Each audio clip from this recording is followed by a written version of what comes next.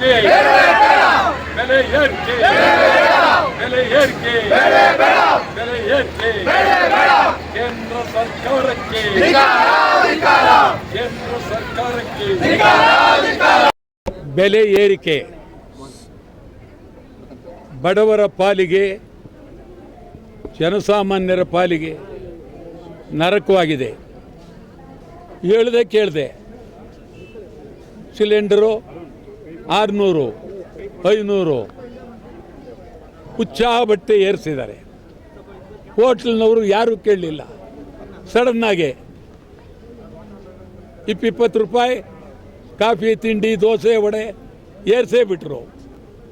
ಯಾರು ಕೇಳೋರಿಲ್ಲ. ಸರ್ಕಾರ ಇವ್ರ ಮೇಲೆ ಕಂಟ್ರೋಲ್ ಇಲ್ಲ. ಸರ್ಕಾರ ಇವ್ರನ್ನ ಕರೆದು ಆಹಾರ ಮಂತ್ರಿ ಮಾತನಾಡಿ ಯಾಕೆ ಏರಿಸ್ತೀರಿ, ನಿಮ್ಗೆ ಏರಿಸೋದಕ್ಕೆ ಅನುಮತಿ ಕೊಟ್ಟವ್ರು ಯಾರು ಅಂತ ಒಬ್ಬ ಮಂತ್ರಿ ಕೇಳಲಿಲ್ಲ. ಆಹಾರ ಮಂತ್ರಿ ಕನಿಷ್ಠ ಕೇಳಬೇಕಾಯಿತು, ಕೇಳಲಿಲ್ಲ. ಈ ಹೋಟ್ಲ್ ಮಾಲೀಕರುಗಳು ಪಾಳ್ಯಗಾರರ ಥರ ಅವ್ರ ಇಚ್ಛೆ ಬಂದಷ್ಟು ಏರಿಸಿದ್ದಾರೆ. ನಾವು ಚಿಂತೆ ಮಾಡ್ತಾಯಿದ್ದೀವಿ, ಹೋಟ್ಲುಗಳಿಗೆ ನುಗ್ತೀವಿ, ಏರಿಸಿರೋ ಬೆಲೆ ಕೊಡಲ್ಲ, ಹಳೆ ಬೆಲೆನೇ ಕೊಡ್ತೀವಿ. ಹಳೆ ಬೆಲೆ ವಡೆಗೂ ಅಷ್ಟೇ, ದೋಸೆಗೂ ಅಷ್ಟೇ, ಕಾಫಿಗೂ ಅಷ್ಟೇ ಹಳೆ ಬೆಲೆ ಕೊಡ್ತೀವಿ, ಹೊಸ ಬೆಲೆ ಕೊಡೋದಿಲ್ಲ. ಇದು ನಾವು ಮುಂದಿನ 3 ದಿವಸದ ನಂತರ ಹೋಟ್ಲುಗಳಿಗೆ ನುಗ್ತೀವಿ, ಕೂತ್ಕೊಳ್ತೀವಿ. ಖಾರ ಬಾತ್ ಕೊಡು, ಕೇಸರಿ ಬಾತ್ ಕೊಡು, ದೋಸೆ ಕೊಡು, ಉಪ್ಪಿಟ್ಟು ಕೊಡು, ವಡೆ ಕೊಡು, ಚೆನ್ನಾಗಿ ತಿಂತೀವಿ. ಹಳೆ ರೇಟ್ ತಗೊಂಡ್ರೆ ತಗೊಳ್ದೇರೆ ಏನು ಬೇಕಾದರೂ ಮಾಡು. ನಾವು ಹಳೆ ರೇಟು ನಮ್ಮದು, ಹೊಸ ರೇಟು ನಿಮ್ಮದು. ನಾವೇನು ಮೋಸ ಮಾಡಲ್ಲ, ಹಳೆ ರೇಟ್ ಕೊಡ್ತೀವಿ, ತಗೊಳ್ಳಿ. ನೀವು ಏರಿಸ್ದಂಗೆ ಕೊಡೋಕ್ಕಾಗತ್ತಾ? ಎಲ್ಲಿಂದ ತರೋದು? ಯಾರಪ್ಪನ ಮನೆ ದುಡಿಯೋದೆಲ್ಲಿ? ನಿಮ್ಮ ಹೋಟ್ಲುಗಳಿಗೆ ತಿಂಡಿ ತಿನ್ನಕ್ಕೆ ಬರೋ ಜನ ಯಾರು? ಜನಸಾಮಾನ್ಯರು. ಅವ್ರ ಮೇಲೆ ಗದಾಪ್ರಹಾರ ಬಿಡೋದಿಲ್ಲ. ಡೀಸೆಲ್ ಕೇಂದ್ರ ಸರ್ಕಾರ, ನರೇಂದ್ರ ಮೋದಿಯವರ ಸರ್ಕಾರ ಡೀಸೆಲ್, ಪೆಟ್ರೋಲ್, ಸಿಲಿಂಡರ್ ಎಲ್ಲ ಏರಿಸ್ಬಿಟ್ರು. 1 ರೂಪಾಯಿ 2 ರೂಪಾಯಿ ಅಲ್ಲ, 600 700. BJPಯವರು ಮಾತಾಡ್ತಾ ಇಲ್ಲ, BJP ಅಧ್ಯಕ್ಷರು ಮಾತಾಡ್ತಾ ಇಲ್ಲ, BJP ವಿರೋಧ ಪಕ್ಷದ ನಾಯಕ ಮಾತಾಡ್ತಾ ಇಲ್ಲ, ಯಡಿಯೂರಪ್ಪ ಮಾತಾಡ್ತಾ ಇಲ್ಲ.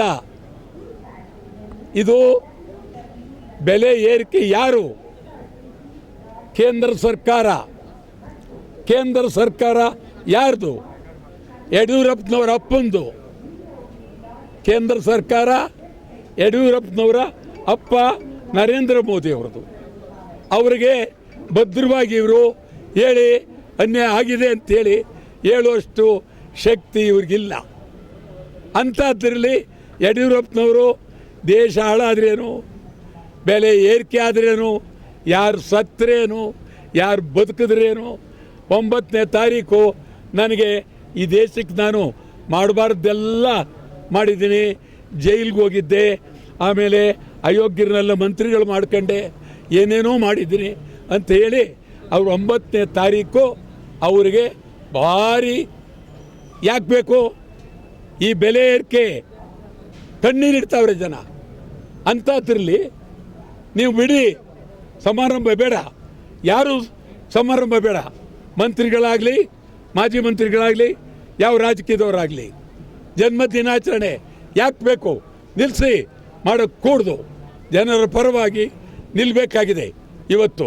ಆ ದೃಷ್ಟಿ ಭಾಳ ಗಂಭೀರ. ನಾವು ಇನ್ನು 3 ದಿವಸದಲ್ಲಿ ಕನ್ನಡ ಒಕ್ಕೂಟ ಸಭೆ ಸೇರ್ತೀವಿ. ಬೆಲೆ ಏರಿಕೆ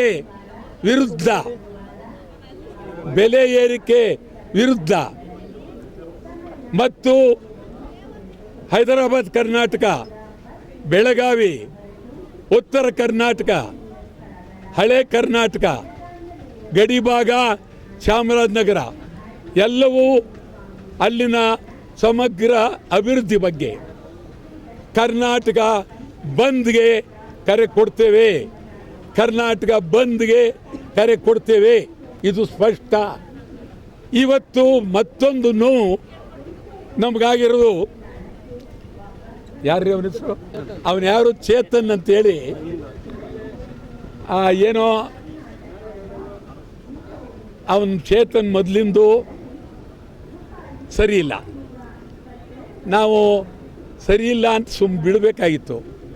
ಈಗೇನಾಯಿತು, ಅವನ ಮೇಲೆ ಬಿದ್ದು ಅವನು ಕಾರ್ಪೊರೇಷನ್ ಕಸಕ್ಕಿಂತ ಕಡಿಮೆ, ಅವನು ಇವತ್ತು ದೊಡ್ಡ ಮನುಷ್ಯ ಅಂತೇಳಿ ಅವನು ತಿಳ್ಕೊಂಬಿಟ್ಟಿದ್ದಾನೆ, ಸರಿ ಇಲ್ಲ. ಆಮೇಲೆ ಅವನು ಕೇಳಿದ ಪ್ರಶ್ನೆ ಅನುಚಿತವಾದ್ದು. ಯಾಕೆ ಬೇಕಾಗಿತ್ತು? ಅವ್ರಿಗಾಗಲೇ ಕೊಟ್ಟು 20 ವರ್ಷ ಆಗಿದೆ. ನಾನು ಹೇಳ್ತೀನಿ, ಕಲ್ಯಾಣ್ ಕುಮಾರ್ಗೂ ಕೊಡಬೇಕು, ಉದಯ್ ಕುಮಾರ್ಗೆ ಕೊಡಬೇಕು, ಆಮೇಲೆ ಲಕ್ಷ್ಮೀದೇವಿ ಅವ್ರು ಬದುಕಿದ್ದಾರೆ, ಆಮೇಲೆ ನರಸಿಂಹರಾಜು, ಬಾಲಕೃಷ್ಣ, ಅದು ಎಲ್ಲಕ್ಕಿಂತ ಹೆಚ್ಚಾಗಿ ಗುಬ್ಬಿ ವೀರಣ್ಣವರು, ಜಯಮ್ಮನವರು, ಸುಬ್ಬಯ್ಯ ನಾಯ್ಡು, ಹಿರಣ್ಣಯ್ಯ, ಎಂಥ ನಾಟಕದ ಇವರಿಗೆಲ್ಲ ಕೊಡಬೇಕು. ಅವ್ರಿಗಿಂತಲೂ ಹೆಚ್ಚಾಗಿ ಕೆಂಗಲ್ ಹನುಮಂತಯ್ಯನವರು, ನಿಜಲಿಂಗಪ್ಪನವರು, KC ರೆಡ್ಡಿಯವರು, ವೀರೇಂದ್ರ ಪಾಟೀಲ್, BD ಜತ್ತಿ, ಭಾರಿ ಮಹಾಮಹಿಮರು, ನಿಜಲಿಂಗಪ್ಪ ಅವ್ರದ್ದು ಇದಾಗಬೇಕು. ಇದೆಲ್ಲ ಬಿಟ್ಟು ಗಂಭೀರವಾಗಿರದೆ ನಿನ್ಗೆ ಯಾಕಪ್ಪ ಬೇಕು? ಯಾರ ಜಮೀನು ಯಾರಿಗಾರ ಕೊಟ್ಕೊಳ್ಳಿ, ನೀನು ಯಾರು? ನೀನು ಕೇಳಕ್ಕೆ ಯಾರು? ಸುಮ್ಮನೆ ನೀನು ಯಾಕೆ ಕೇಳಿದೆ?